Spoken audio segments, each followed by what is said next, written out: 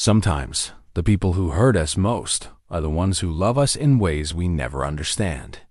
Claire Mason learned this at 52, standing in a dusty barn, staring at her father's final gift.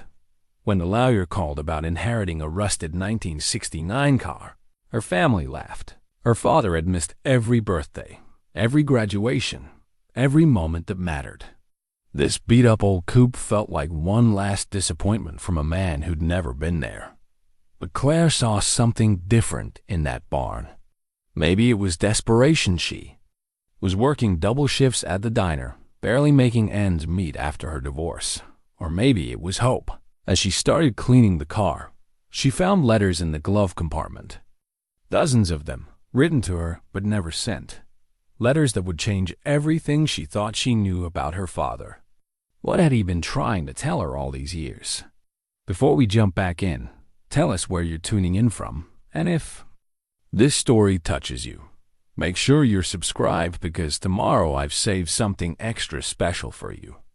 The alarm clock's shrill cry pierced the darkness at 4:30 a.m., same as every morning for the past 3 years. Claire Mason rolled over in her narrow bed, her back protesting the movement. The apartment was too small for a woman who'd once had a 4-bedroom house in the suburbs, but it was hers. After 25 years of marriage, that word still felt strange on her tongue. Hers. She pulled on her uniform with practiced efficiency. Black slacks that had seen better days, a white button-down shirt that she bleached religiously to keep pristine, and the burgundy apron with Murphy's Diner embroidered across the chest. The fabric was worn soft from countless washings, and there was a small tear near the pocket that she'd mended twice. Claire had learned to take pride in small things since the divorce. A clean uniform, a made bed, a paycheck that covered rent. The diner sat on the corner of Main and Fifth, a relic from the 1950s with red vinyl booths and black and white checkered floors. Murphy himself had been dead for 15 years, but his nephew kept the name and the recipes. Claire knew every crack in the linoleum, every wobble and every table. She could navigate the narrow aisles between tables in complete darkness, carrying 3 plates on each arm without spilling a drop of coffee. "Morning sunshine," called Rosa from behind the grill, her voice carrying the warmth that had sustained their friendship through Claire's darkest days. Rosa Martinez had worked at Murphy's for 8 years, ever since her husband's construction accident left her the sole provider for 4 children. She understood the weight that settled on a woman's shoulders when life took an unexpected turn. "Morning," Claire replied, tying her apron strings. The familiar routine was comforting. Fill the coffee makers. Check the cream and sugar stations. Review the daily specials written in Rosa's careful handwriting on the chalkboard. The breakfast crowd would arrive in an hour, mostly construction. Workers and early commuters who wanted their eggs exactly the way they ordered them, and their coffee cups never empty. Claire's phone buzzed against her hip. A text from her youngest son, David, sent from his dorm room 3 hours away. "Mom, the bursar's office called. Need to talk." Her stomach clenched. David was 20, a junior at State University studying engineering. Smart as a whip, just like his father, but without the cruelty that had slowly poisoned her marriage. The tuition bill had been a source of constant anxiety since the divorce settlement ran out. Her ex-husband, Richard, contributed what the court ordered and not a penny more. He'd moved on to a younger woman with fewer complications and a trust fund that made Claire's financial struggles seem quaint. The first customer arrived at 6 a.m. sharp. Bob Harrison, a 60-year-old electrician who ordered the same thing every morning. 2 eggs over easy, wheat toast, crispy bacon, and black coffee. Claire had his order called to the kitchen before he'd fully settled into his usual booth. "How's the boy doing in school?" Bob asked, as he did every few weeks. He'd known. David, since he was 12, had even hired him for odd jobs during high school summers. "He's doing well," Claire said, refilling his coffee cup. studying hard. She didn't mention the bursar's office. Didn't mention that she'd been picking up extra shifts wherever she could find them. Didn't mention that she'd been eating peanut butter sandwiches for dinner more often than not, saving every dollar for David's education. Pride was sometimes all a person had left. The morning rush came in waves. Familiar faces, familiar orders, familiar conversations about weather and local politics and who was getting married or divorced or buried. Claire moved through it all with practiced grace, her mind already calculating tips and wondering if she could pick up someone else's shift that weekend. Her phone rang during the lunch lull. The caller ID showed a name she didn't recognize. Hartwell and Associates, attorneys at law. Miss Mason? This is Janet Hartwell. I'm calling regarding your father's estate. Claire's hand tightened on the phone. She'd known this call would come eventually. Frank Mason had been 73 when he died, not unexpected, given his drinking and his general disregard for his health. She'd learned about his death from the obituary in the local paper. 3 lines of text that mentioned he was survived by 3 children. No funeral arrangements listed. No flowers requested. I see, Claire said, though she didn't see anything at all. Could you come to my office this afternoon? There are some items your father left specifically for you. I work until 6, Claire said automatically. Tomorrow morning, then? Say, 10 o'clock? Claire agreed, though she couldn't imagine what her father might have left her.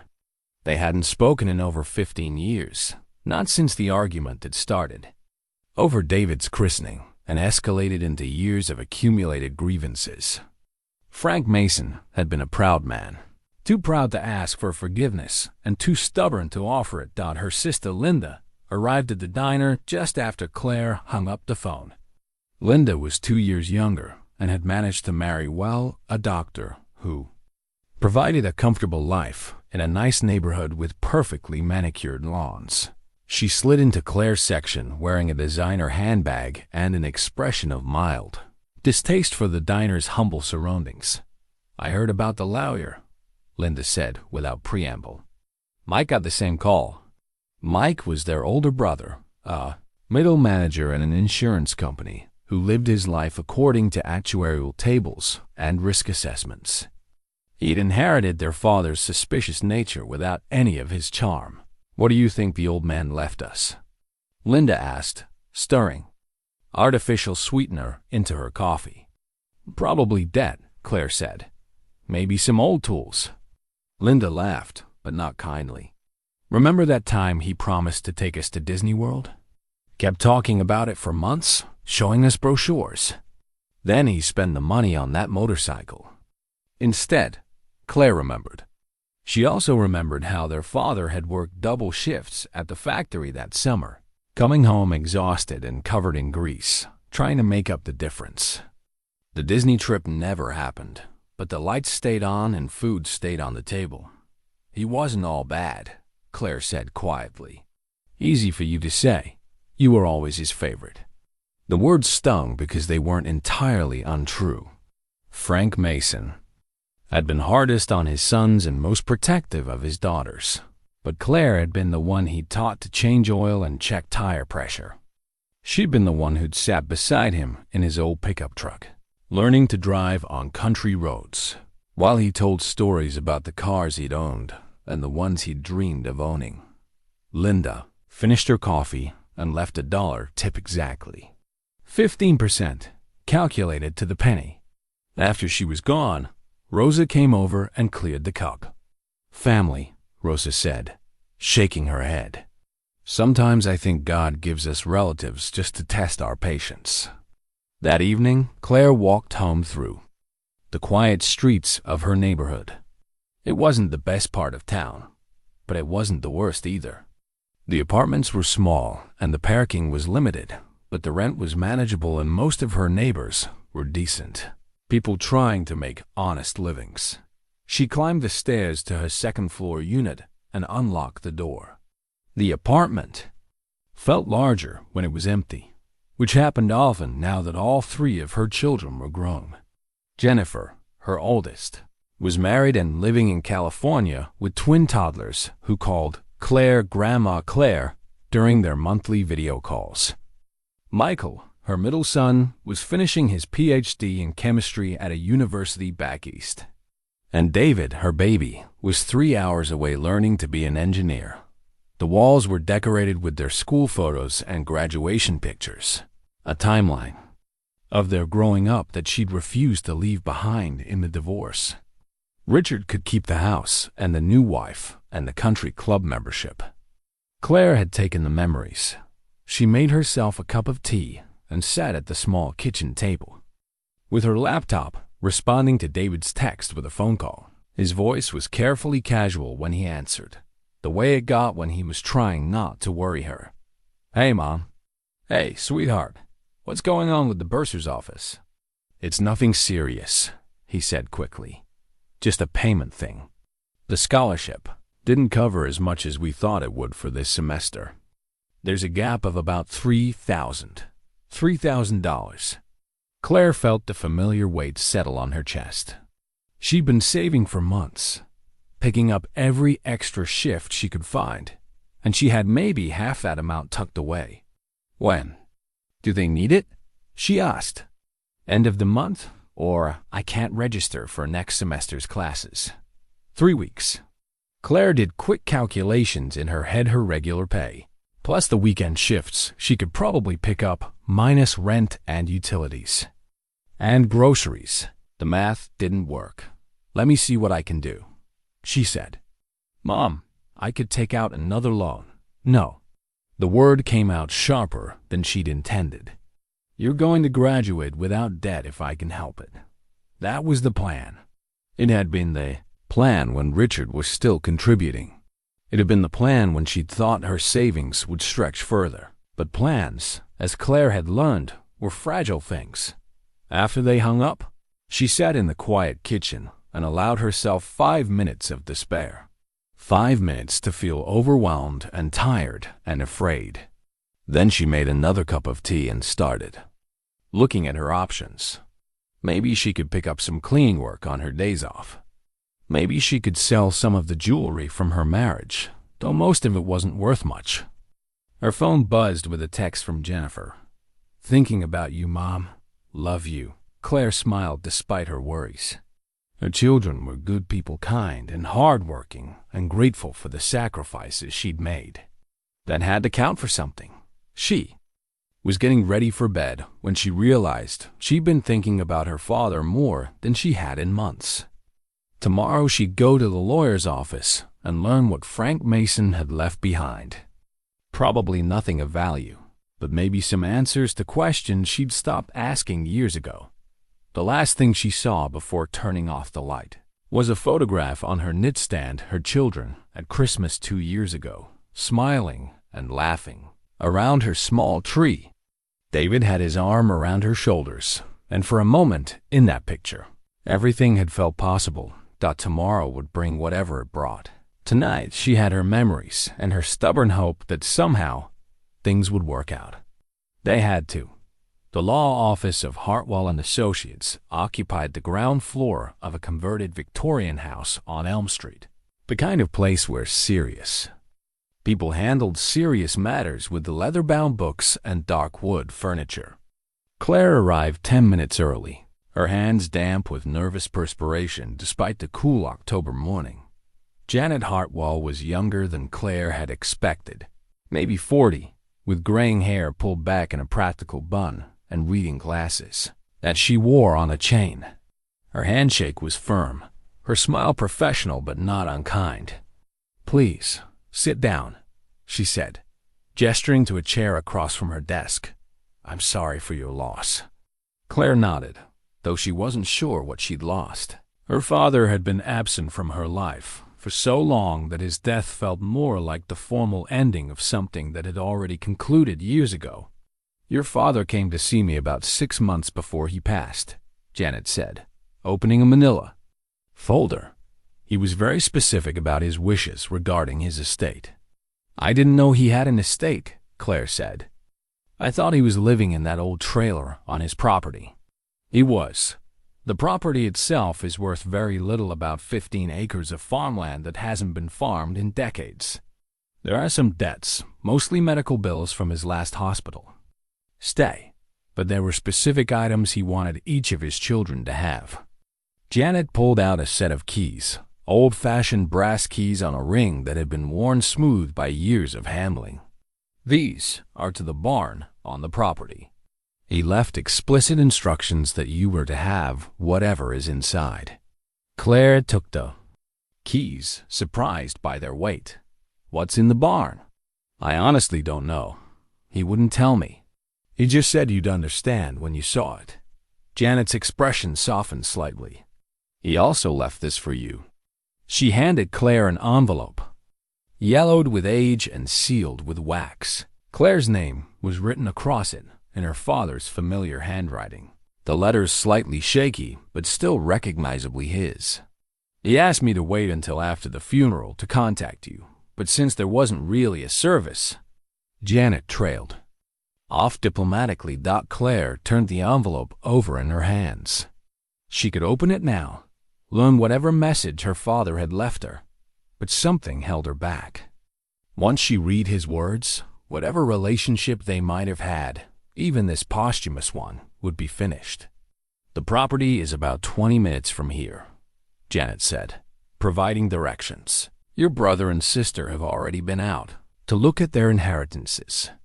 Mike got the tools from the workshop, and Linda received your mother's china.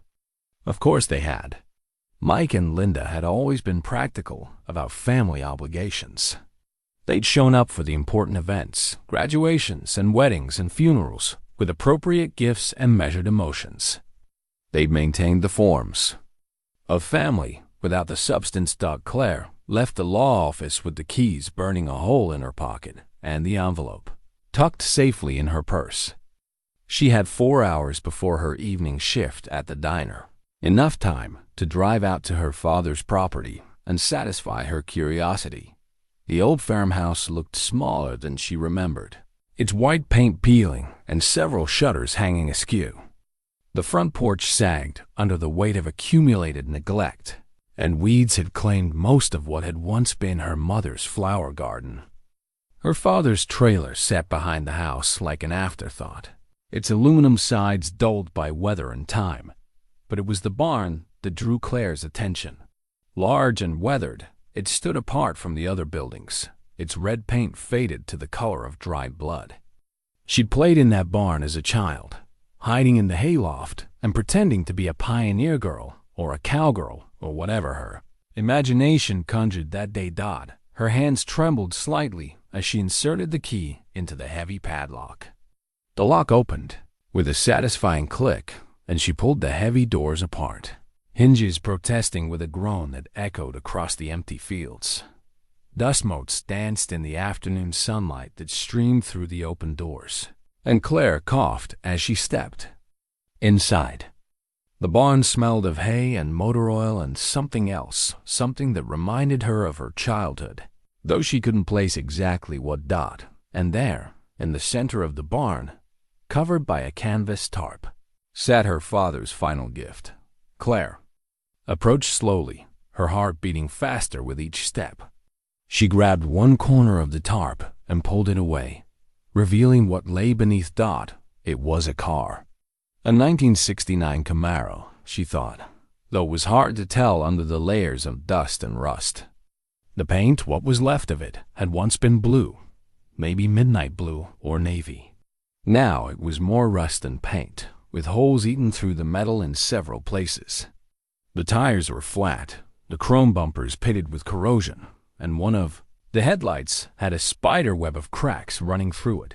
Claire walked around the car slowly, taking in the damage. This was what her father had left her. This rusted hulk that looked like it hadn't run in decades. She tried the driver's side door. It opened with a squeal of protest, and she slid into the cracked vinyl seat. The interior was in better shape than the exterior. The seats were warm but intact, and the dashboard, though faded, was complete. The steering wheel felt solid in her hands, and for a moment she could almost imagine what the car had been like when it was new. That's when she Noticed the glove compartment was slightly ajar. Claire reached over and opened it fully. Inside, wrapped in plastic and rubber bands to protect them from moisture, were letters. Dozens of them, maybe more. All addressed to her in her father's handwriting, with dates spanning nearly 2 decades. She pulled out the first one, dated just 3 months ago. Her hand shook as she opened it and began to read. Dear Claire, I know you probably don't want to hear from me, and I don't blame you for that. I made a lot of mistakes as a father, more than I care to count, but I want you to know that not a day has passed that I haven't thought about you and wondered how you're doing. I heard about your divorce from Linda. I wanted to call to tell you that I was sorry, but I figured you had enough problems without hearing from your old man. I know what it's like to start over when you thought your life was settled. Did it myself more times than I care to admit. This car has been sitting in the barn for 15 years, ever since the engine finally gave up on me. I always meant to fix it up, but time got away from me like it does. Now the doctors say I don't have much time left, and I want you to have it. Not because it's worth anything, it probably isn't, but because it was the one thing I was proud of back when you were little. Remember how you used to sit on my lap and pretend to drive while I worked on it? You couldn't have been more than 5 or 6, but you had such concentration, like you were really steering us somewhere important. Those were good times, the best times I can remember. I hope when you see this old car, you'll remember the good times too. And maybe, if you can find it in your heart, you'll forgive an old man for all the times he let you down. Love, Dad *. P.S. Check the trunk. There's something there I want you to have. Claire sat in the dusty barn, tears running down her cheeks as she held her father's letter. She could remember those moments he'd written about, sitting on his lap while he tinkered with the engine, her small hands gripping the steering wheel like she was driving them both towards some wonderful destination. She got out of the car and walked to the back, where she found the trunk key still in the lock. Inside, wrapped in an old blanket, was a toolbox. Not just any toolbox, but her father's personal set, the tools he'd used for his own projects rather than his work at the factory. There was a note tucked under the Fiore toolbox. These belonged to my father and his father before him. Now they're yours. Maybe you'll find something worth fixing. Claire sat on the barn's dusty floor and cried for the father she'd lost, for the years they'd wasted, for the words they'd never said to each other, but also for the unexpected gift he'd given her, the chance to understand him in a way she never had when he was alive. When her tears finally stopped, she gathered the letters and the toolbox and locked the barn behind her. Whatever this car was, whatever her father had intended, she wasn't ready to share it with Mike and Linda yet. This was between her and her father, a conversation that had been waiting 15 years to begin. Claire spent the rest of the week reading her father's letters during her breaks at the diner, carrying them in her purse like precious artifacts.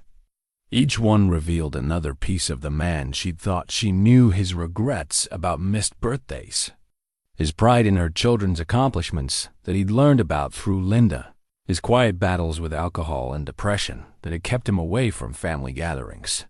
The letter dated from her high school graduation was particularly difficult to read.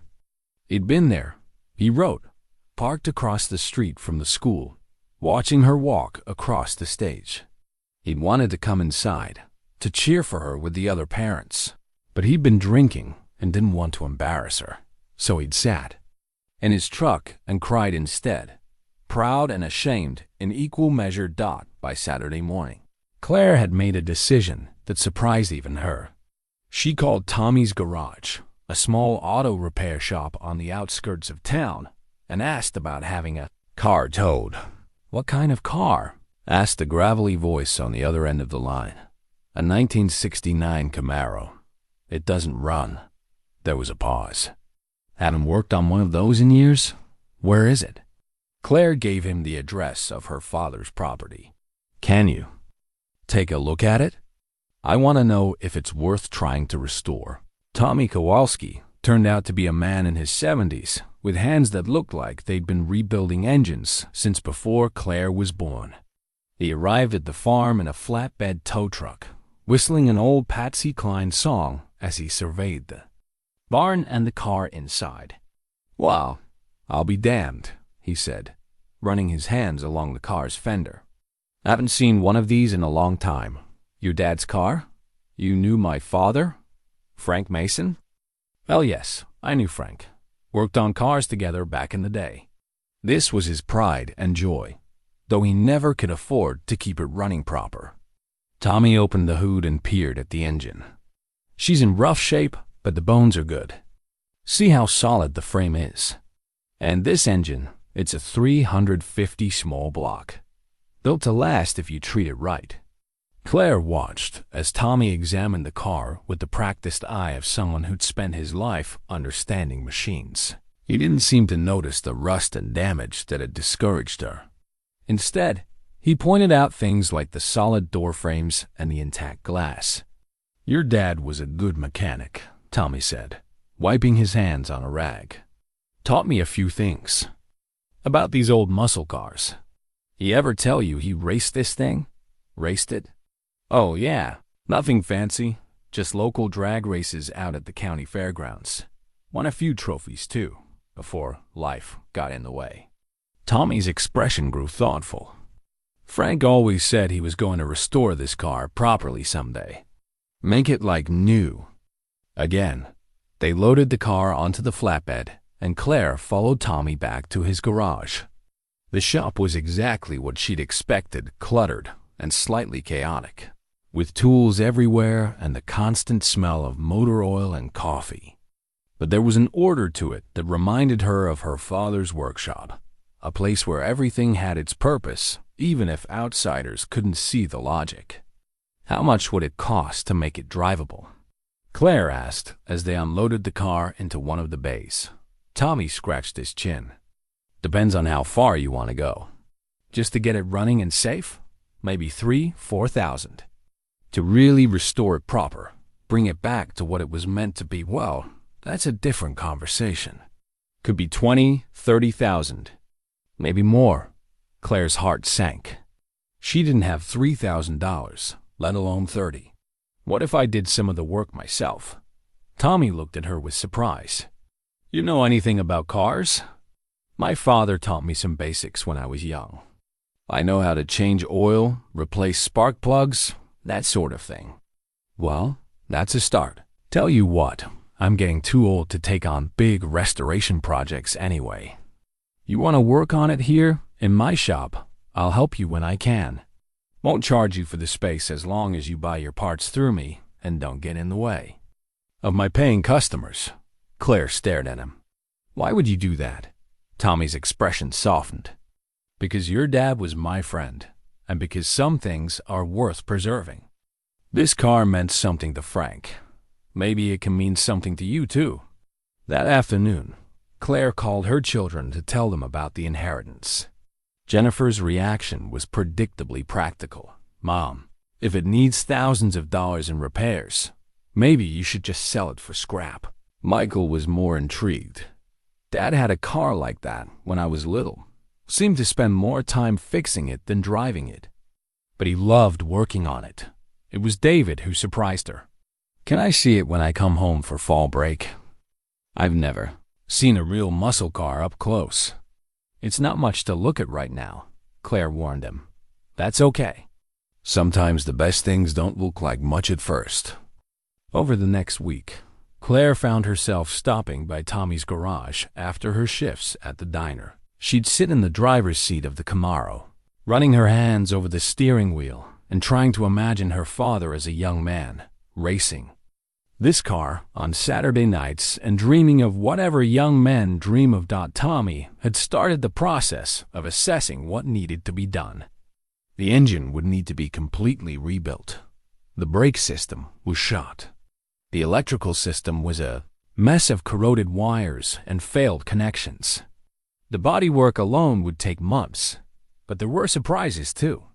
Hidden under the seat, Tommy found a faded photograph of her father standing beside the car when it was new, his arm around a young woman Claire didn't recognize. He looked impossibly young and happy, his smile genuine in a way she'd rarely seen. When she was growing up, "Who's the woman?" Claire asked. Tommy studied the photograph. "That's before my time with Frank, but I guess that's from before he married your mother. Maybe his first girlfriend." Claire tucked the photograph into her purse with the letters. Another piece of her father's puzzle, another glimpse into the man he'd been before life wore him down. On Thursday evening, as Claire was locking up her father's barn after another visit, she found Linda waiting by her car. "I heard you had the car towed," Linda said without preamble. "Mike thinks you're losing your mind." "Maybe I am," Claire replied, "but it's my mind to lose." "Claire, be practical. You're barely making ends meet as it is. You can't afford to throw money away on some fantasy about fixing up Dad's old car." "It's not a fantasy. It's—" Claire paused, trying to find the right words. "It's something I need to do." Linda's expression softened slightly.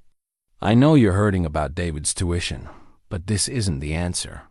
Sell the car to a collector or something. Use whatever money you get to help pay for school." After Linda drove away, Claire sat in her car for a long time, staring at the old farmhouse where she'd grown up. Maybe her sister was right. Maybe she was being foolish, chasing after some connection with a father who disappointed her more times than she could count. But when she thought about giving up the car, about selling it to someone who would see it only as parts or scrap metal, something in her chest tightened. This car was the last conversation she'd ever have with her father. She wasn't ready for it to end. The first thing Claire learned about car restoration was that everything took longer and cost more than expected. What Tommy estimated as a 4-hour job to remove the engine turned into a weekend project when they discovered that several bolts had corroded in place and needed to be drilled out. Claire found herself at the garage every evening after work, and most of Saturday mornings, learning skills she'd never imagined needing. Tommy was a patient teacher, showing her how to use tools whose names she'd never known and explaining the intricate relationships between pistons and valves and timing chains. "Your dad had good instincts," Tommy told her as they worked on removing the carburetor. "Never seen anyone who could diagnose an engine problem just by listening to it run. Said it was like music when something was off. The whole song changed." Claire was discovering muscles she'd forgotten she had.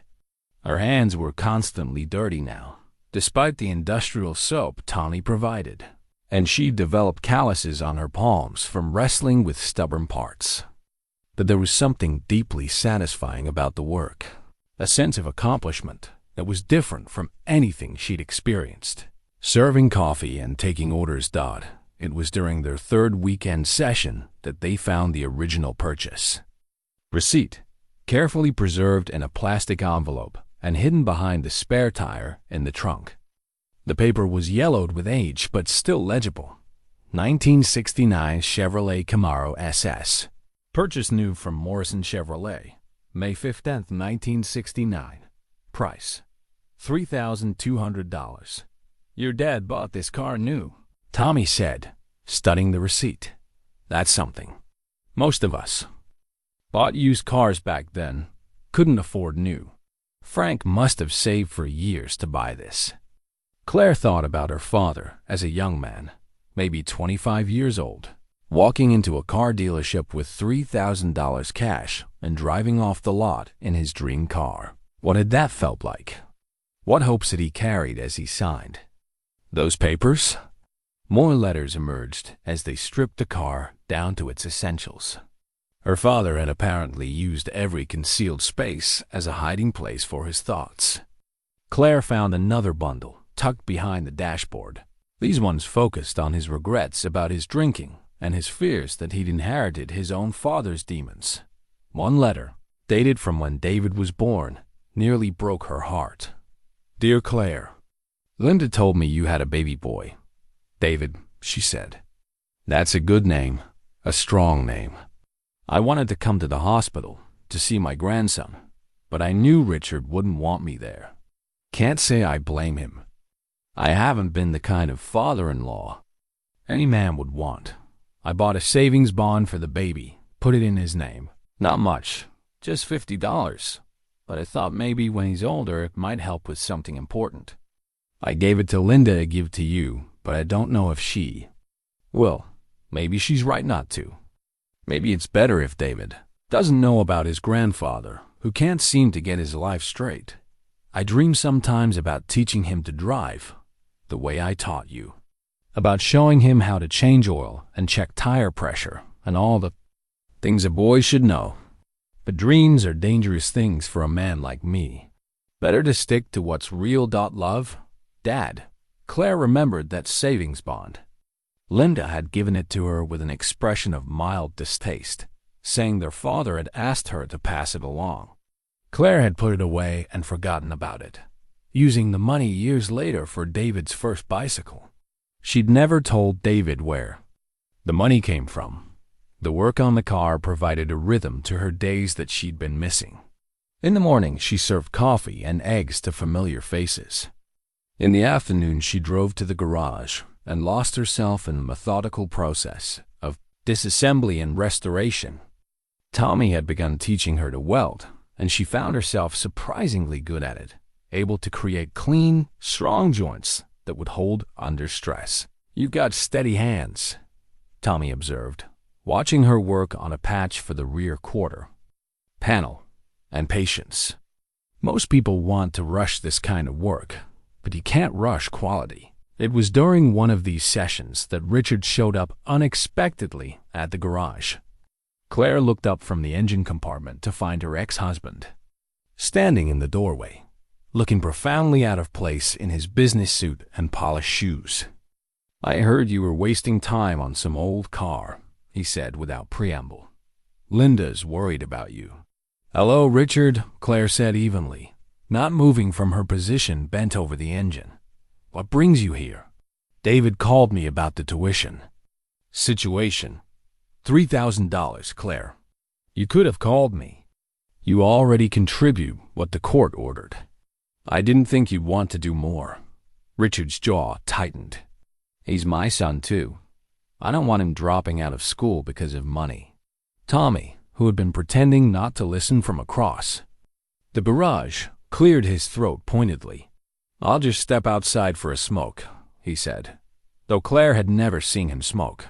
After Tommy left, Richard moved closer to the car, his expression shifting from annoyance to something approaching amazement. "This is what you're spending your time on.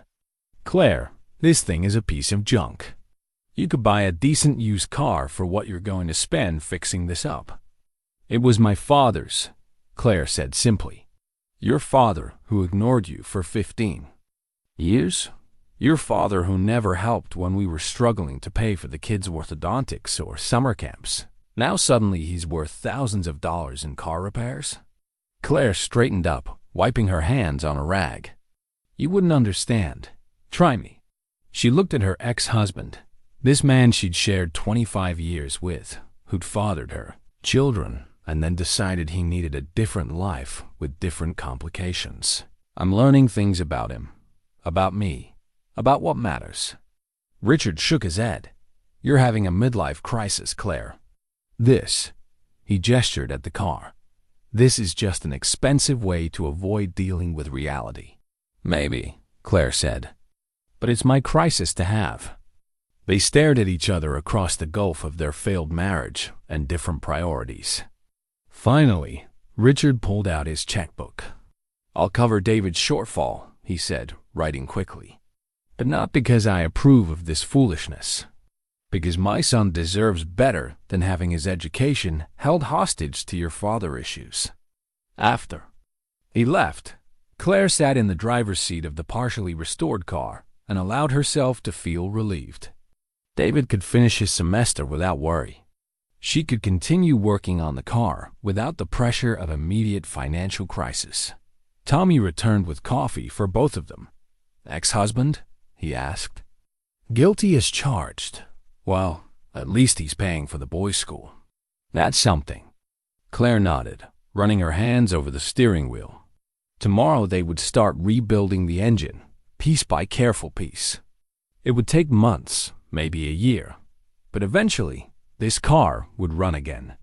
Eventually it would be what her father had dreamed it could be. That had to count for something.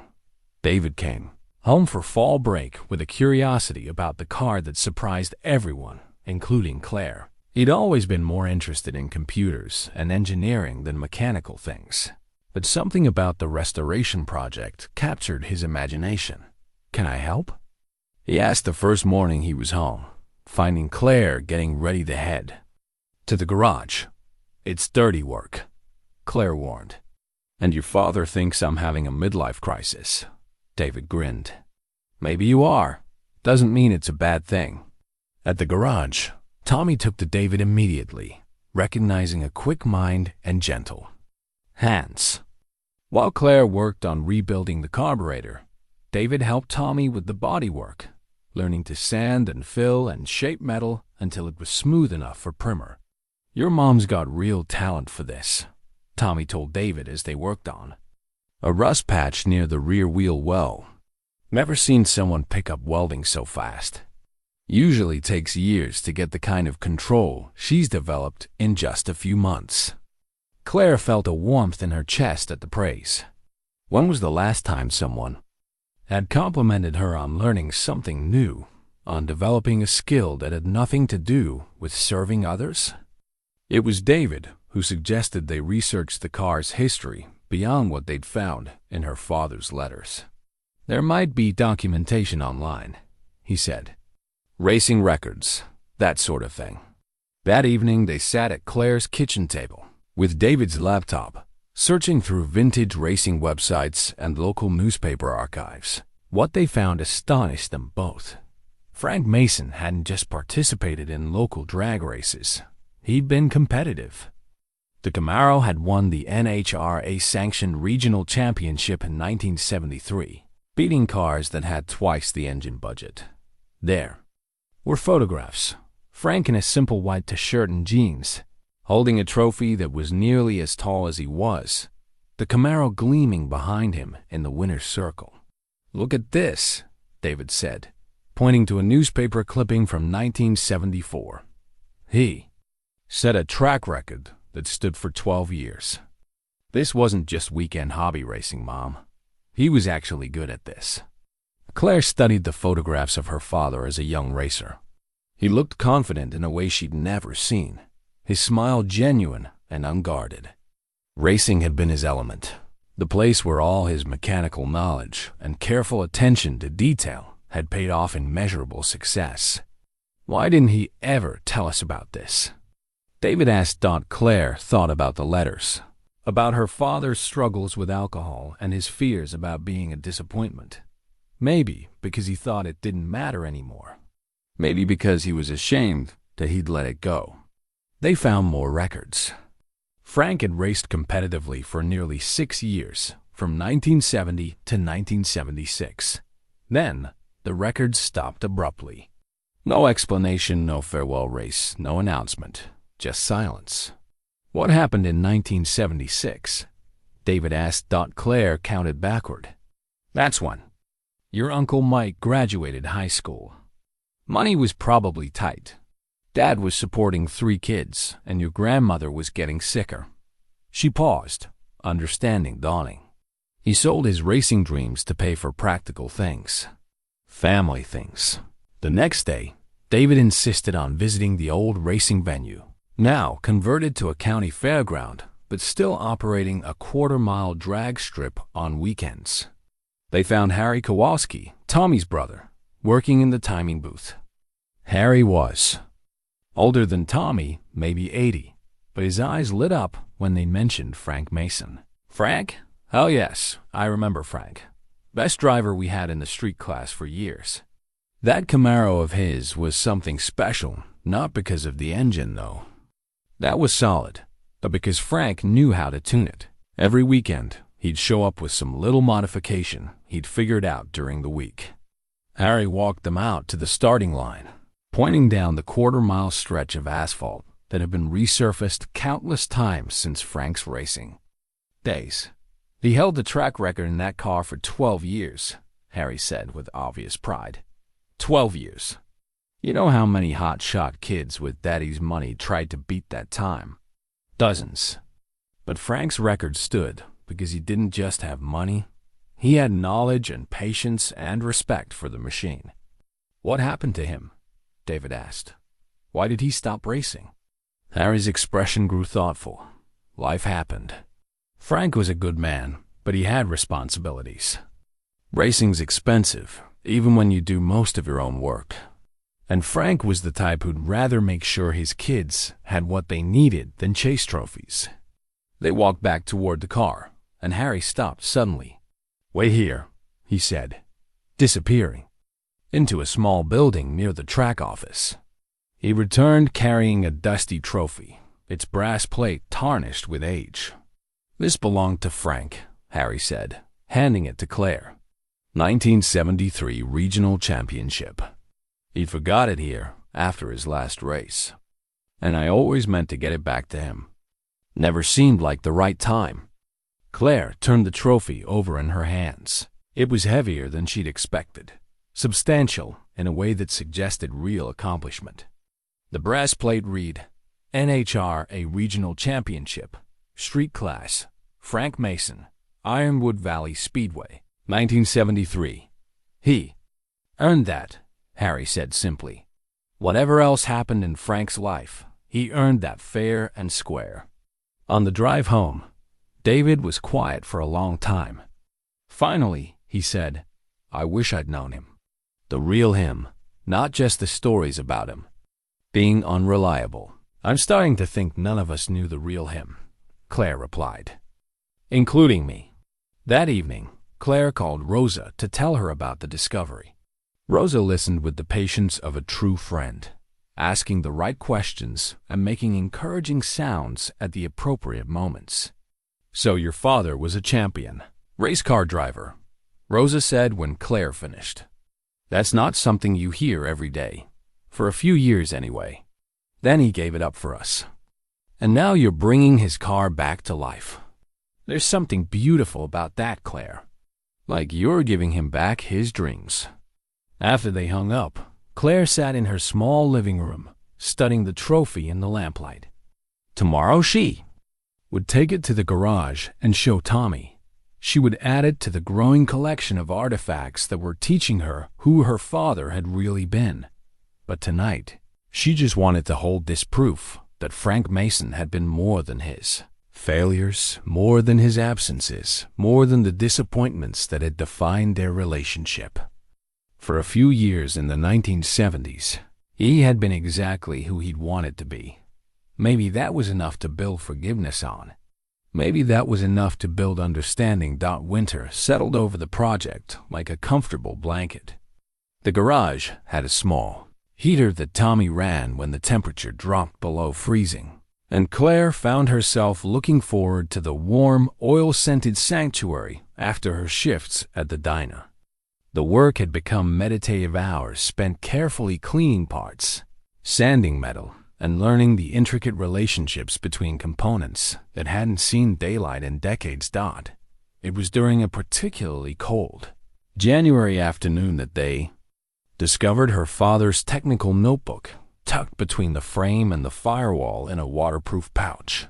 The notebook was filled with detailed drawings and measurements, modifications he'd made to the engine and suspension, calculations for gear ratios and tire pressures that would optimize the car's performance. Your dad was an engineer, Tommy said, studying the precise drawings and careful annotations. Look at this. He designed his own intake manifold modification, drew it out, calculated the airflow, even noted the materials he'd need. This is professional level work. Claire turned the pages slowly, seeing her father's mind at work in ways she'd never imagined. Every modification was documented with scientific precision, every change explained with clear reasoning.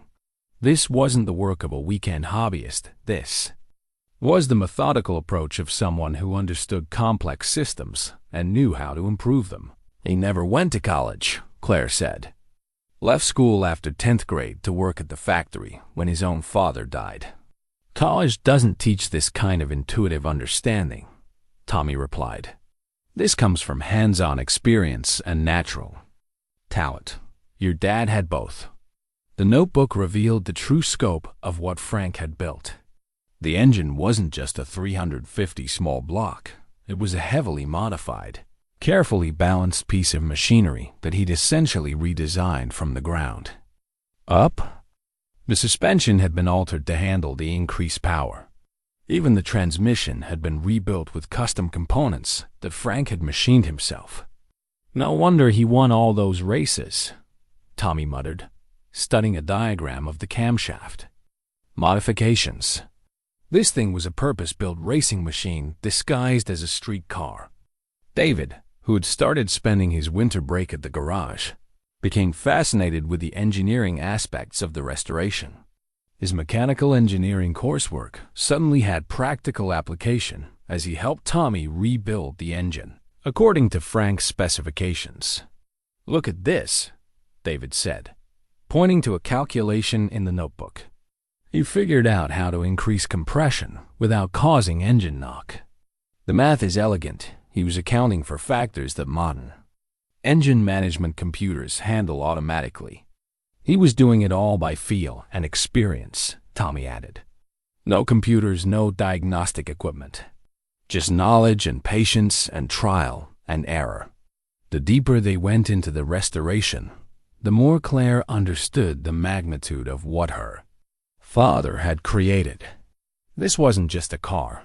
It was a work of art, a testament to one man's understanding of mechanical perfection. Every component had been chosen for a reason. Every modification served a purpose in the overall design. But the project was also revealing the limits of their resources. The custom parts Frank had used were no longer available, and having them recreated would cost thousands of dollars they didn't have. The paint job alone, done properly to match the car's show-quality potential, would cost more than Claire made in 6 months. It was Rosa who suggested they start a crowdfunding campaign.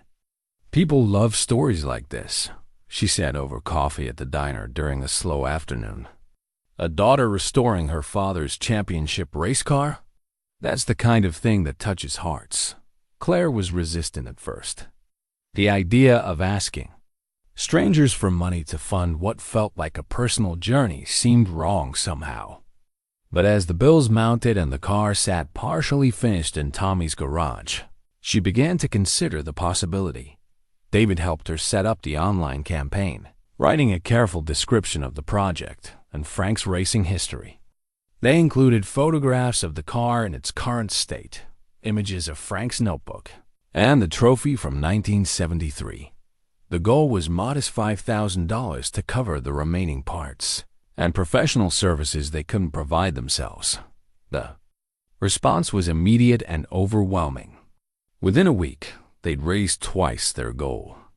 Messages poured in from racing enthusiasts, classic car collectors, and people who simply connected with the story of a daughter honoring her father's memory. "My dad restored a '67 Mustang when I was a kid," wrote one donor.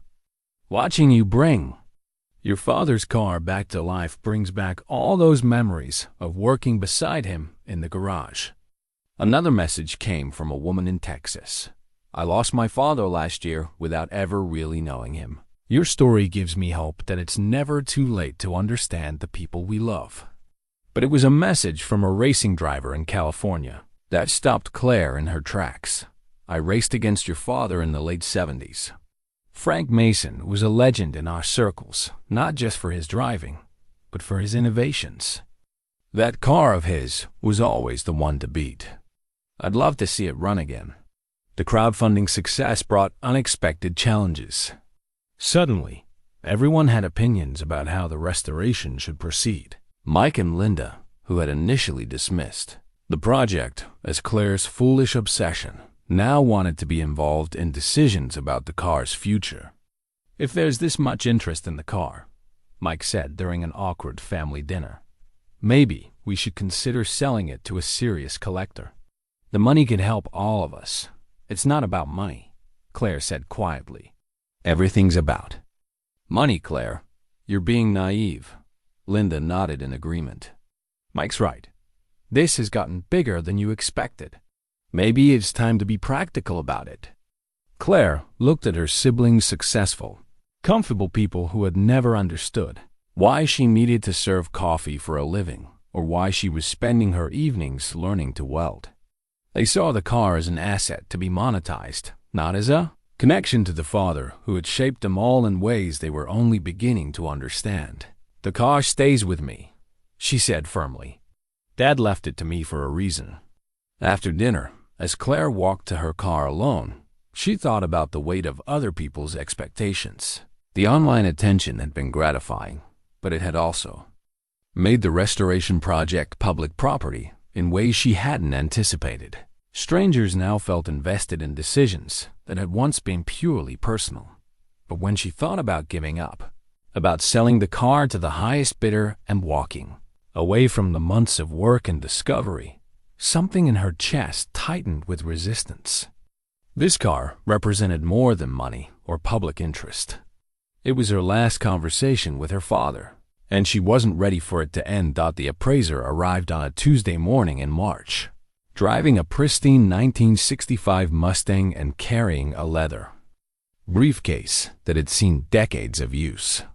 Claire had been expecting someone younger, maybe a collector with more enthusiasm than expertise.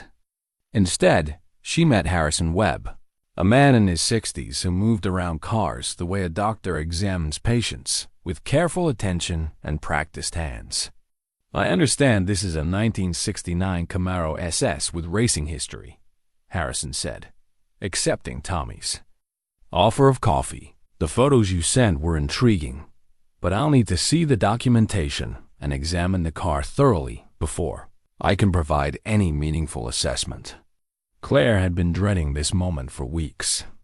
The online attention had made the car's potential value a constant topic of speculation, with estimates ranging from a few thousand to maybe $30,000 for a fully restored example. She was hoping for something in the middle enough to justify the time and money she'd invested, but not so much that it would complicate her family relationships further. Harrison spent the first hour studying Frank's notebook, asking detailed questions about each modification and taking photographs of the technical drawings.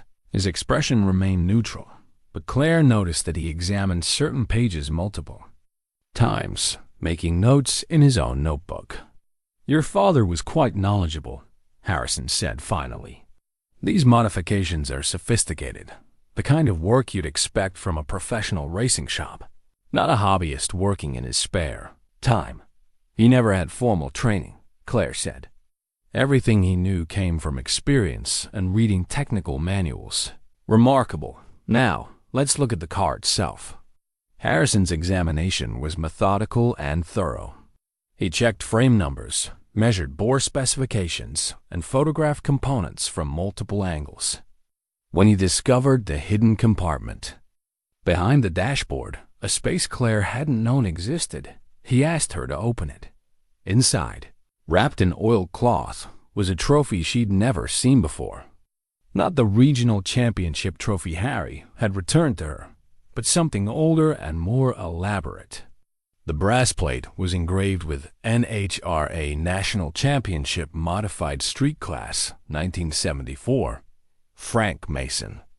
Claire stared at the trophy, her hands trembling as she held it. National Championship? But we only found records of regional races. Harrison's expression had changed completely. The professional neutrality was gone, replaced by something approaching excitement. May I see that? He examined the trophy carefully, checking for authenticity markers and comparing the engraving to photographs in a reference book he pulled from his briefcase. When he looked up, his eyes were bright with discovery. Miss Mason, this trophy is authentic. Your father didn't just win regional championships. He won the 1974 National Championship in the modified street class. This is documented racing history. I don't understand, Claire said. Why aren't there any records of national competition? The early 70s were a transitional period for organized drag racing, Harrison explained. Many regional champions went on to compete nationally, but the record-keeping wasn't always comprehensive. Some wins are better documented than others. He returned to his examination of the car with renewed intensity, paying particular attention to components that Claire had assumed were standard replacement parts. It was when he found a second hidden compartment, concealed behind the rear seat, that everything changed. The compartment contained a manila envelope with Claire written on it in her father's handwriting. Inside were documents that took Claire's breath away. The original NHRA tech inspection reports, racing licenses, and a letter from the NHRA congratulating Frank on his national championship. But it was the final document that stunned everyone in the garage. It was a letter from a collector named Marcus Thornton, dated just 6 months before Frank's death, offering to purchase the car for $1.2 million. Claire read the letter twice before the words sank in. He knew, she whispered. He knew what it was worth. Harrison was studying the tech inspection reports with the intensity of a scholar examining ancient manuscripts. Mrs. Mason, I need to make some phone calls. There are people who specialize in NHRA history who will want to verify these documents. But if they're authentic, and they appear to be, this car is historically significant. What does that mean? Claire asked, though she was beginning to suspect she didn't want to know. The answer: it means this isn't just a restored muscle car. This is one of the last surviving examples of a national championship vehicle from the golden age of drag racing. There are collectors who have been searching for cars like this for decades. Harrison made his phone calls while Claire, Tommy, and David sat in stunned silence. The conversations were technical and brief, but Claire caught enough to understand that the car's significance went far beyond what any of them had imagined. When Harrison finished his calls, his expression was grave. I've consulted with 3 other appraisers and 2 NHRA historians. Based on the documentation, the modifications, and the racing provenance, this car is worth approximately $8 million. The number hung in the air like a physical presence. Claire felt dizzy, as if the ground had shifted beneath her feet. $8 million. More money than she'd ever imagined possessing. Enough to solve every financial worry she'd ever had. That's impossible, she said weakly. I understand the shock, Harrison said gently. But you have to understand, there are only 3 known surviving national championship cars from this era. One is in the Smithsonian. Another is in a private collection in Europe. This is the 3rd. Tommy was shaking his head slowly. Frank. No. All these years, he knew he was sitting on a fortune, and he never sold it. Claire thought about the collector's letter, about her father's response or lack thereof. He'd had an offer for more than $1 million and had apparently ignored it completely. Why? When money had always been tight, when he'd sacrificed his racing dreams to support his family, why hadn't he taken the obvious solution to his financial problems? There's something else, Harrison said, pulling out his phone. I took the liberty of contacting Marcus Thornton, the collector who wrote that letter. He's still interested. In fact, he's increased his offer. He's willing to pay $10 million for the car, sight unseen, based on the documentation alone. $10 million. Claire's mind couldn't process the number. It was life-changing money, generational wealth that could secure her children's futures and her own retirement. David would never have to worry about student loans. Jennifer could quit her stressful job and spend more time with her children.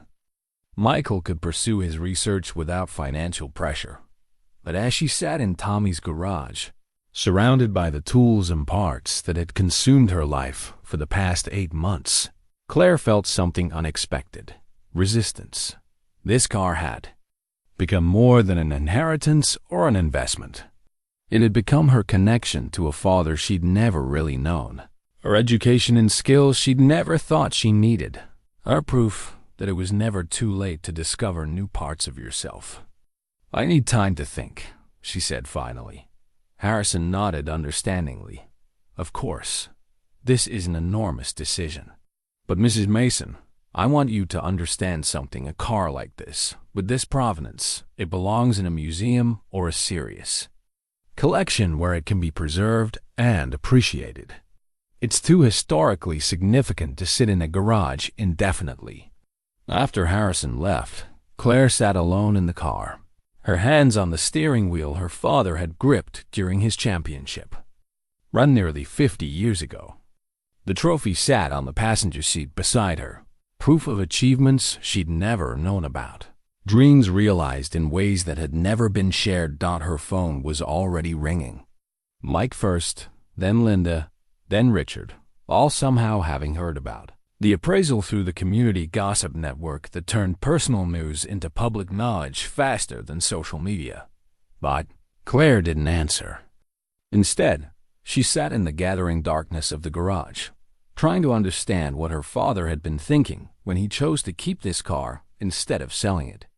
8 million reasons to let it go, and one reason to hold on. Love that couldn't be measured in dollars. The news of the car's value spread through town like wildfire. By Wednesday morning, Claire couldn't walk into Murphy's Diner without customers stopping their conversations to stare at her. The local newspaper called, wanting to do a story about the $8 million inheritance. A television crew from the state capitol arrived Thursday afternoon, setting up cameras outside Tommy's garage, despite his gruff refusal to let them inside. Claire felt like a specimen under a microscope, studied and discussed by people who had never shown interest in her life before. Suddenly, everyone had opinions about what she should do with the car. Sell it and retire. Donate it to a museum. Use the money to start a business. The suggestions came from well-meaning friends and strangers alike, each one adding to the weight of expectation that was making it hard for her to breathe. Her family's reactions were predictably complicated. Mike showed up at her apartment Thursday evening with a folder full of investment advice and tax strategies, his insurance salesman instincts fully activated. "Claire, you need to think about this systematically," he said, spreading papers across her kitchen table. $10 million, properly invested, could generate $500,000 annually in income. You'd never have to work again. "I like working," Claire said quietly. Mike stared at her as if she'd announced her intention to take up skydiving. "You like serving coffee to truckers at 5 in the morning? Come on, Claire. This is your chance to have the life you deserve." Linda arrived an hour later, armed with her own research. "I've been looking into museum donations," she announced. "There are significant tax advantages if you donate the car instead of selling it. Plus, it would honor Dad's memory in a public way." Claire listened to her siblings' advice with growing frustration. Neither of them seemed to understand that she'd spent 8 months learning to rebuild this car with her own hands, that every bolt and wire represented hours of labor and discovery. To them, it was still just an asset to be managed, a windfall to be optimized. It was David who asked the question that cut to the heart of the matter. "Mom, what do you want to do?" They were sitting in the garage after hours, the car gleaming under the work lights. Tommy had finished the final bodywork, and the primer was drying in preparation for paint. After 8 months of restoration, the Camaro looked like a car again, instead of a collection of parts. "I want to understand why your grandfather kept it," Claire said. "He could have sold it any time in the last 20 years. He had offers, good offers, but he held on to it through bankruptcy, through illness, through every financial crisis he faced." "Why?" David ran his hand along the car's fender, feeling the smooth surface that represented months of careful work. "Maybe because some things are worth more than money? That's what I keep thinking. But everyone else thinks I'm crazy." Since when do you care what everyone else thinks? Claire smiled despite her stress. Her youngest son had always been wise beyond his years, able to see past surface complications to essential truths. Since I became responsible for $8 million worth of other people's expectations, the pressure intensified over the weekend. Marcus Thornton, the collector, called personally to discuss his offer. He was a cultured man in his 70s, who spoke about the car with genuine reverence. But his underlying message was clear. This car belonged in his climate-controlled garage in Malibu, not in a small-town shop in the Midwest. "Mrs. Mason, I understand your emotional attachment," he said during their phone conversation. "But a car like this requires proper care, professional maintenance, ideal storage conditions. I have a team of specialists who work exclusively on vehicles of this caliber." "The car ran for 30 years without specialists," Claire replied. "Yes, but it's worth exponentially more now. The risk of damage, of depreciation through improper care. Surely you can see that my offer represents not just financial opportunity, but responsible stewardship of automotive history." Claire hung up feeling more confused than ever. Thornton's arguments made sense from a purely logical standpoint. The car was historically significant, worth preserving for future generations. But something in his tone suggested that ownership meant more to him than preservation. This would be another trophy in an extensive collection. Viewed by invitation, only it was Rosa who provided the clarity Claire needed. They were working together during the dinner rush at Murphy's when Rosa made an observation that stopped Claire in her tracks. "You know what I find interesting?" Rosa said, refilling coffee cups with practiced efficiency. "Your father spent 30 years working on that car, modifying it, making it better. Now you've spent 8 months doing the same thing. Maybe the point isn't the destination. Maybe the point is the journey." That evening, Claire drove out to her father's old property for the first time since she'd removed a car from the barn. The house was still empty, the for sale sign tilted at an angle that suggested no serious buyer interest. She walked through the barn where she'd first discovered the car, trying to imagine her father's thoughts during the years he'd kept it hidden there in the corner of the barn. She found something she'd missed during her initial visits, a wooden workbench with a vise and hand tools that looked like they'd seen decades of use. Tucked under the bench was a small wooden box, the kind used for storing important papers. Inside the box were more letters, not the ones addressed to her, but letters her father had never sent to various people over the years. Apologies to former friends, explanations to employers, thank you notes to people who had helped him during difficult times. All carefully written, all unsent. But it was the letter at the bottom of the box that brought tears to her eyes. It was addressed to himself, dated just 2 years before his death. "Frank, you've made a lot of mistakes in your life, but the car isn't one of them. Every time you think about selling it to pay bills or solve problems, remember why you built it in the first place. Not for money, not for fame. Because you could. Because you understood something about engines and speed and the satisfaction of making something better than it was. The car is your proof that you were more than your failures. Don't sell that proof, no matter how practical it seems. Leave it. For Claire, she's got your hands and your stubborn streak. She'll understand what it means, even if it takes her a while to figure it out. The money doesn't matter. The car matters. The work matters. The love that went into every modification, every repair, every hour spent making it right, that matters. Don't sell your soul for cash, old man. You've done enough of that already. Frank. Claire sat in the dusty barn, reading her father's letter to himself by the light of her phone, and finally understood.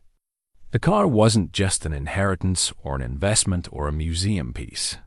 It was proof that Frank Mason had been capable of creating something beautiful, something that lasted, something that mattered beyond the immediate pressures of daily survival. He'd kept the car through financial crises and family disputes and personal failures because it represented the best version of himself. It was his legacy in steel and chrome and carefully calibrated engine modifications. His argument that he'd been worth knowing, worth remembering, worth forgiving. By the time Claire drove home, her decision was made. She wouldn't sell the car to Thornton or donate it to a museum or treat it as a financial planning opportunity. She would finish the restoration exactly as her father had intended, and then she would decide what the car's future should be based on, what it meant rather than what it was worth. The phone was ringing when she walked into her apartment. Mike, probably with more investment advice, or Linda with museum contacts, or another reporter wanting a quote about the $8 million discovery. Claire let it ring. Tomorrow she would return to the garage and finish the work she and her father had started. Everything else could wait. Claire made her announcement on a crisp April morning, standing in Tommy's garage with the fully restored Camaro gleaming behind her. The media had been invited, along with her family, the racing community, and anyone else who had followed the story of Frank Mason's championship car. The Camaro looked magnificent. Tommy had outdone himself with the paint, a deep midnight blue that caught the light like liquid metal. Every chrome piece had been polished to mirror brightness. The engine, rebuilt according to Frank's specifications, purred with the controlled power of a machine designed for one purpose: speed. I want to thank everyone who has supported this restoration, Claire began, her voice steady despite the cameras and the crowd. For 8 months, this car has taught me things about my father I never knew, and things about myself I never expected to discover.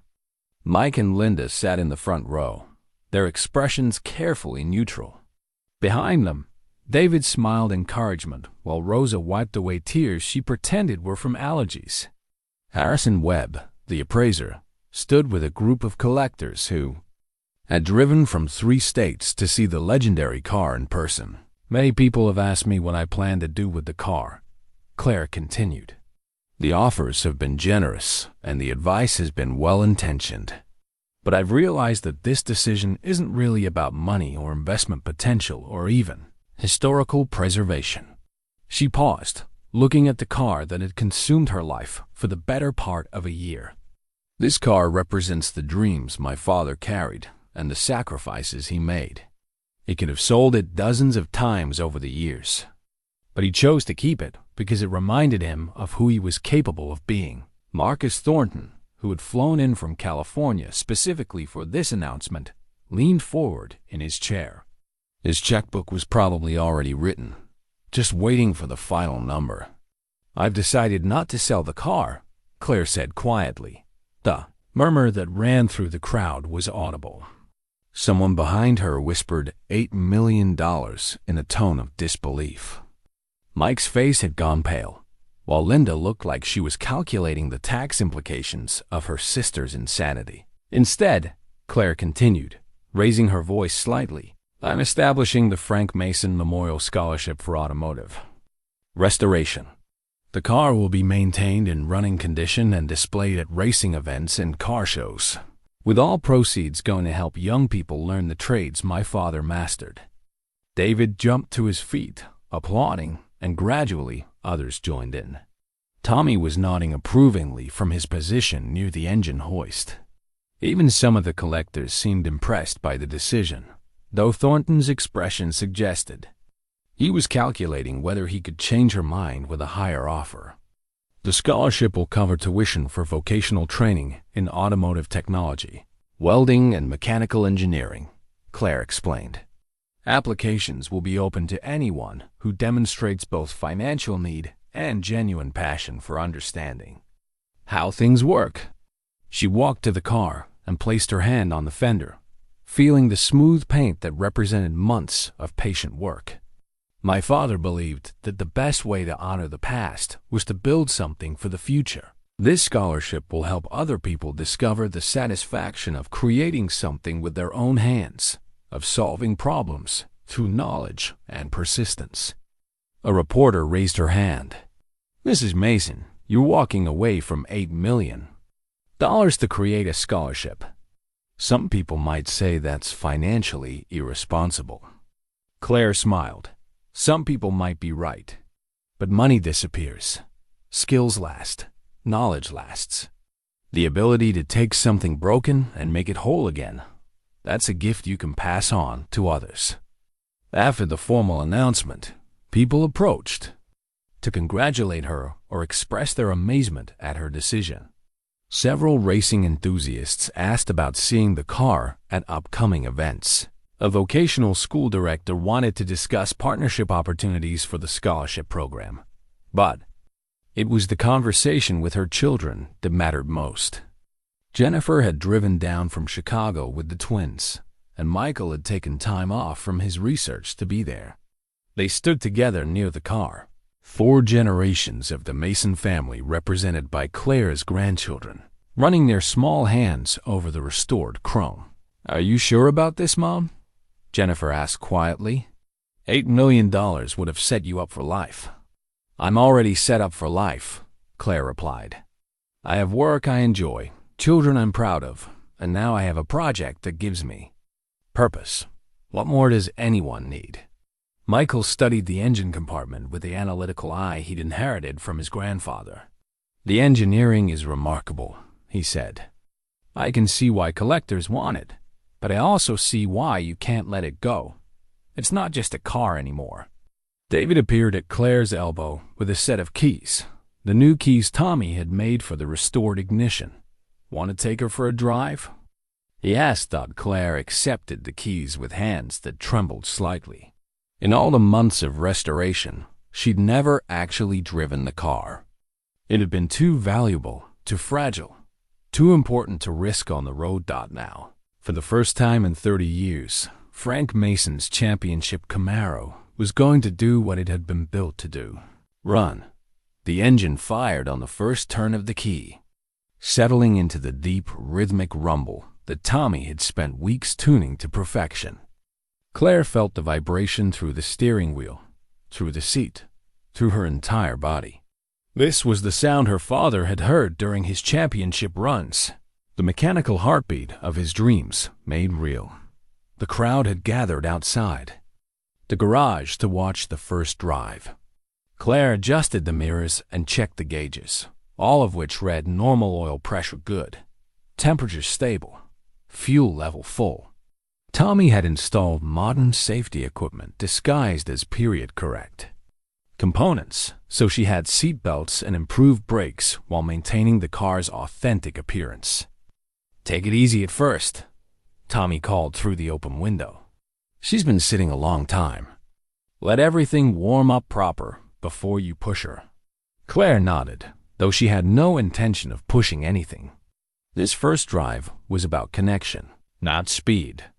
She wanted to feel what her father had felt, to understand the relationship between driver and machine that had made him a champion. She eased the car out of the garage, marveling at how smoothly the clutch engaged and how precisely the steering responded. The suspension, rebuilt according to Frank's specifications, absorbed the imperfections in the pavement while communicating everything the tires were doing. This was what driving was supposed to feel like, not transportation, but communication. David climbed into the passenger seat as she pulled onto the street. "How does it feel?" he asked. "Like talking to someone who really understands you," Claire replied. They drove through town slowly, drawing stares and waves from people on the sidewalks. The car's exhaust note was distinctive enough that heads turned blocks away, the sound announcing their passage like a mechanical herald. Claire found herself smiling at the attention, proud of what she and Tommy had accomplished. At David's suggestion, they drove toward the old racing venue where Harry Kowalski still managed weekend events. It was Saturday afternoon, and the track was hosting a classic car show alongside some amateur racing.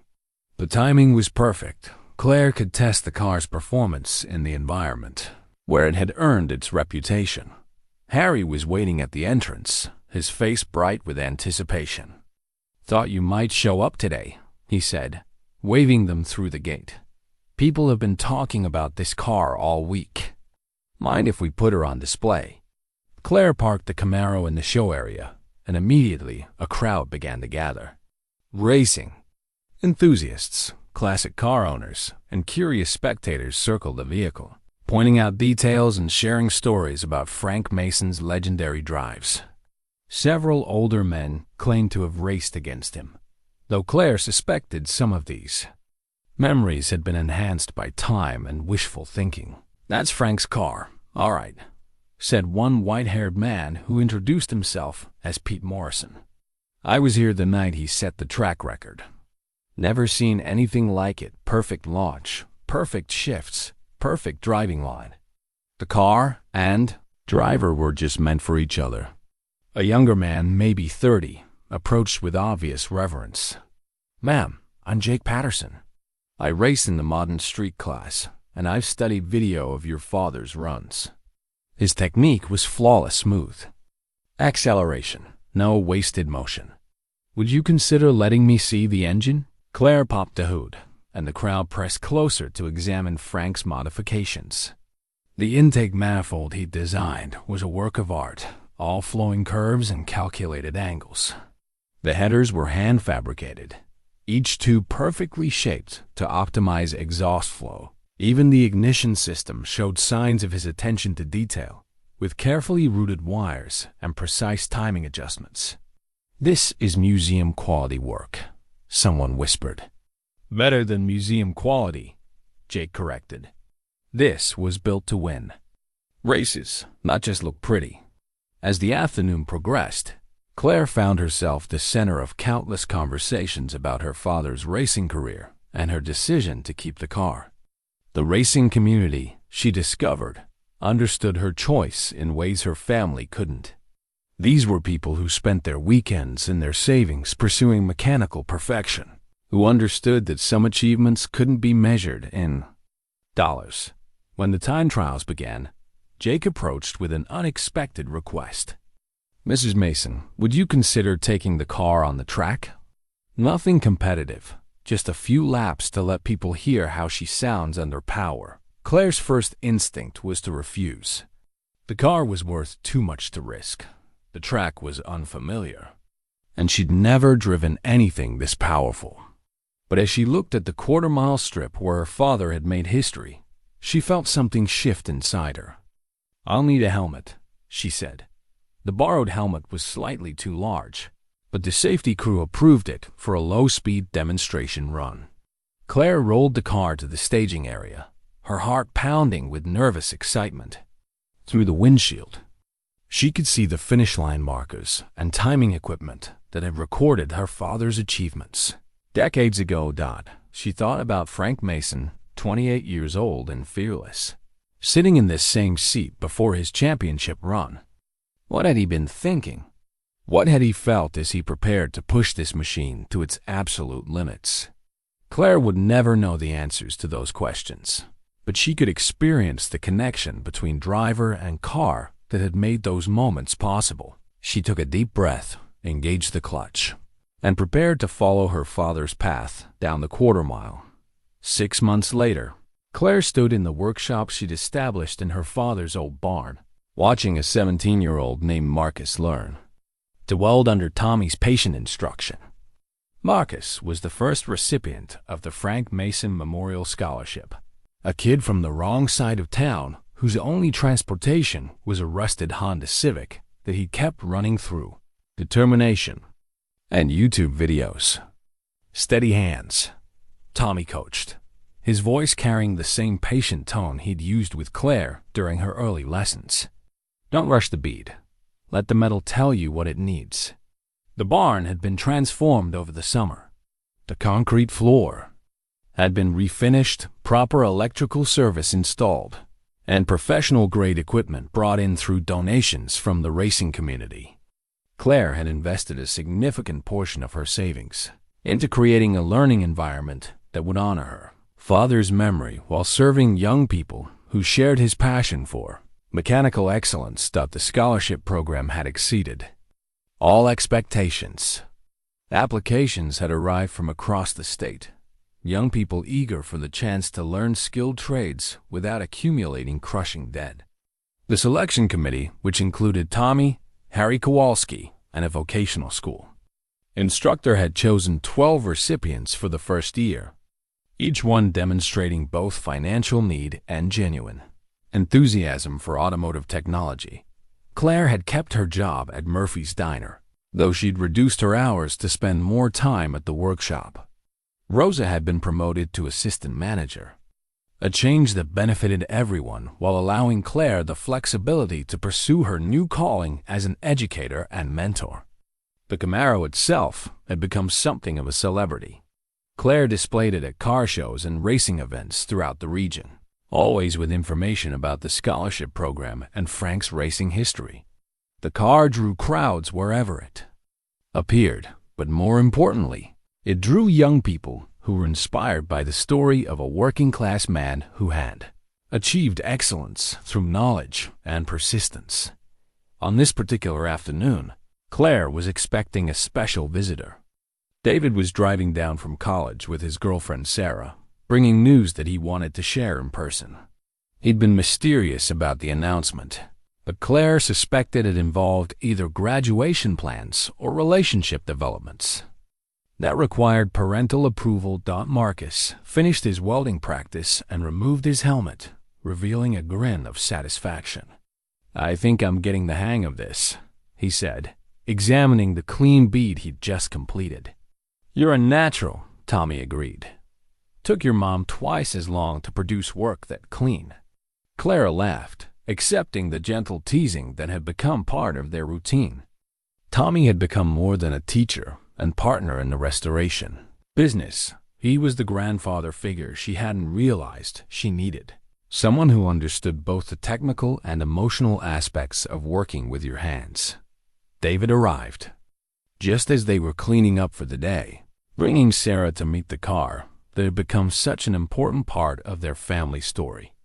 Sarah was studying journalism, and she'd written her senior thesis on the cultural significance of automotive restoration in post-industrial communities. Claire suspected that David's girlfriend understood the scholarship project better than most of his relatives. "So this is the famous car," Sarah said, running her hand along the fender with appropriate reverence. "It's beautiful. I can see why you couldn't sell it. Sometimes the most valuable things can't be measured in money," Claire replied, unconsciously echoing something her father had written in one of his letters. That evening, over dinner at Claire's apartment, David shared his news. He'd been accepted to graduate school for mechanical engineering, with a specialization in automotive design. More importantly, he'd been offered a research position that would allow him to split his time between the university and the Frank Mason workshop, helping to develop curriculum for the scholarship program. "I want to be part of what you're building here," David said. "Grandpa's work, your work, it matters in ways that go beyond racing or restoration. You're teaching people to solve problems, to create solutions, to take pride in what they can accomplish with their own hands." Claire felt tears welling up, but they were tears of pride and gratitude rather than sadness. Her youngest son, who could have chosen any career path, wanted to continue the work she'd started in honor of the grandfather he'd never really known. After David and Sarah left, Claire walked out to the barn where the Camaro sat under a clean white cover. She pulled the cover back and sat in the driver's seat, running her hands over the steering wheel that connected her to 30 years of family history. On the passenger seat was a letter she'd been working on for weeks, a letter to her father, expressing thoughts and feelings that had taken her 52 years to understand.